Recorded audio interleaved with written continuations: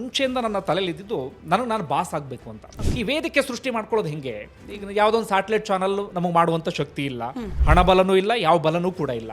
ಆಗ ಇದ್ದ ಒಂದು ಯೋಚನೆ ಅಂದರೆ ಯೂಟ್ಯೂಬ್. ಬಟ್ ಅವಾಗ ನಿಮ್ಗೆ ಎಡಿಟಿಂಗ್ ಎಲ್ಲ ಬರ್ತಾ ಇತ್ತಾ? ಇಲ್ಲ, ಅವೆಲ್ಲ ಕಲ್ತಿದ್ದೆ ನಾನು. ಓಕೆ. ಅವಾಗ ಒಂದು ಸಣ್ಣ ಒಂದು ಆ್ಯಪಲ್ಲಿ ಕೈನ್ ಮಾಸ್ಟರ್ ಅಂತ ಒಂದು ಆ್ಯಪ್, ಅದರಲ್ಲಿ ಯಾರೋ ಹೇಳಿದ್ರು ಅದರಲ್ಲಿ ಎಡಿಟ್ ಮಾಡ್ಬೋದು ಅಂತ ಹೇಳಿದ್ರು, ಅದರಲ್ಲೇ ಸಣ್ಣದಾಗಿ ಗ್ರಾಫಿಕ್ಸ್ ಮಾಡ್ಬೋದು ಅಂತ ಹೇಳಿದ್ರು, ಅದರಲ್ಲಿ ಯಾರೋ ತಮ್ನೇಲ್ ಮಾಡ್ಬೋದು ಅಂತ ಹೇಳಿದ್ರು. ನನಗೆ ಅದ್ರಲ್ಲಿ ಹಣ ಬರುತ್ತೆ, ದುಡ್ಡು ಮಾಡ್ಬೋದು ಅಂತ ಒಂದು ಸಣ್ಣ ಐಡಿಯಾನೂ ಇರಲಿಲ್ಲ. ಅದು ಹಂಗೆ ಮಾಡ್ಕೊಂಡು ಹೋಗ್ತಾ ಇದ್ದೆ, ಬರೀ ವಾಯ್ಸಲ್ಲೇ ಹೋಗ್ತಾ ಇತ್ತು. ಬರ್ತಾ ನೋಡ್ತೀನಿ ಅದು 1,00,000 ವ್ಯೂಸ್ ಆಯಿತು, 1 ಮಿಲಿಯನ್ ವ್ಯೂಸ್ ಆಯಿತು, ಸಬ್ಸ್ಕ್ರೈಬರ್ಸ್ಗಳು ರೈಸ್ ಆಗೋದಕ್ಕೆ ಶುರುವಾಗ್ಬಿಟ್ರು.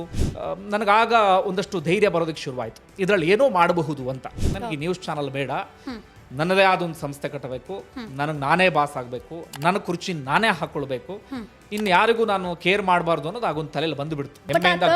ನೇಮ್ ಹೆಂಗೆ? ಥರ್ಡ್ ಅಂದರೆ ನನಗೆ ಇದ್ದಿದ್ದು ಒಂದು 3ನೇ ಆ್ಯಂಗಲ್ ಏನೋ ಒಂದು ಕೊಡಬೇಕು ಅಂತ ಹೇಳಿ. ಸದ್ಯಕ್ಕೆ ಆ 3ನೇ ಆ್ಯಂಗಲ್ ಕೊಡ್ತಿದ್ದೇನೋ ಗೊತ್ತಿಲ್ಲ, ಬಟ್ 3ನೇ ಆ್ಯಂಗಲ್ ಅಂದರೆ ಯಾರು ಹುಡುಕ್ತಾ ಇರುವಂಥ ಒಂದು ಆ್ಯಂಗಲ್ ನಾನು ಕೊಡಬೇಕು ಅಂತ. 3ನೇ ಕಣ್ಣು. Boss Vala, B the boss.